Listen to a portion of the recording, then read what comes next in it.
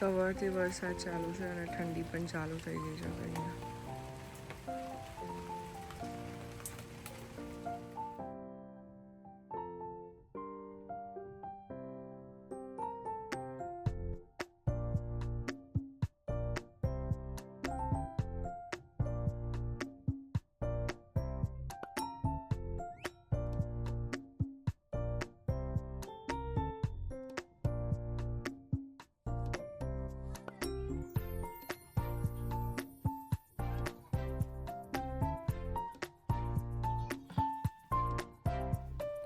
હવે હું અહીંયા સવારના જમવાની તૈયારી કરી રહી છું.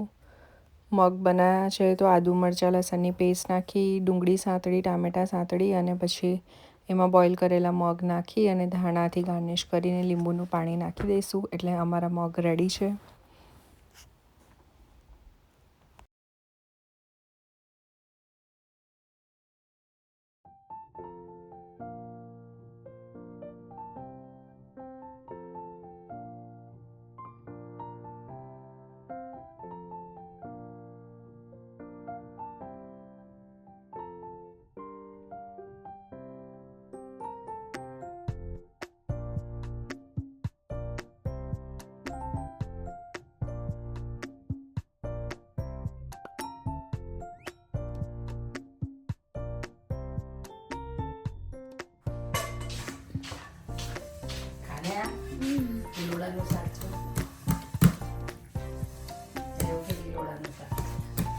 ખાધું તો કિલોડાનું શાક નાનીએ બનાવ્યું છે. કેમ?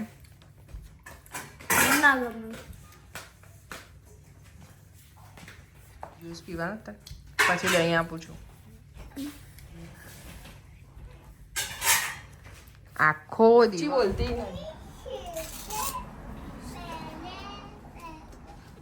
બાબા નીનુ મને લઈ જાઓ ને. ચાલ ચલાવું કેવું જવું જાઓ વાંધો નહીં. Bye bye. હા બાય નીનુ. એ ચાર્જર હમણાં નીકળ્યા તમે જોયું હશે. ક્રિશિવ બહુ તોફાન કરતો હતો. પેલીને પણ ઘરમાં કંટાળો આવતો હતો. મમ્મી કે ચાલ એ લોકોને ફરાઈ આવું. બન લાવવાના હતા પાઉંભાજીના એટલે એ લોકો લેતા બી આવે. ત્યાં થોડી વાર રમતા આવે. ક્રિશિવને સાયકલ ચલાવી હતી એટલે એની સાયકલ લઈને ગયો છે.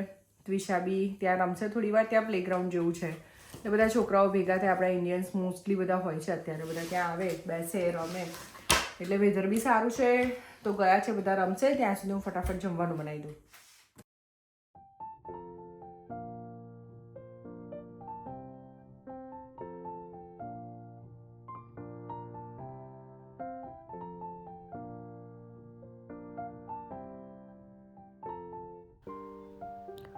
બધા વેજીટેબલ્સ કટ કરીને હું એને બોઇલ કરવા મૂકી દઈશ. 3 કે 4 સીટી લગાડી દઈશું.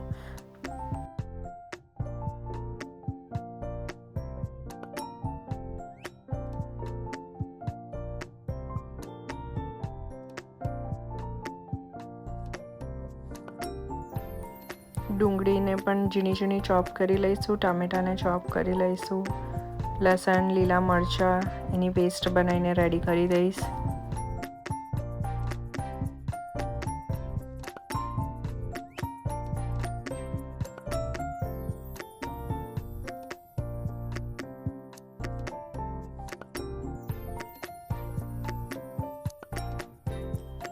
તેલમાં જીરું નાખીશ, તમાલપત્ર નાખીશ અને આદુ લસણ મરચાંની પેસ્ટ સાંતળી લઈશું.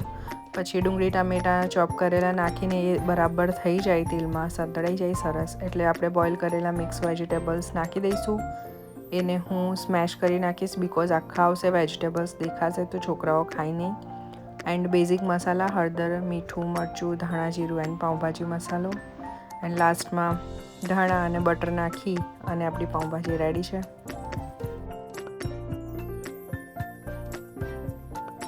હું એકદમ બેઝિક રીતે બનાવું છું. એકદમ સિમ્પલ સાદા મસાલા નાખીને, કોઈ એક્સ્ટ્રા મસાલો નહીં કારણ કે છોકરાઓ ખાય છે તો આ બહુ જ ટેસ્ટી લાગશે. તમે પણ ટ્રાય કરજો.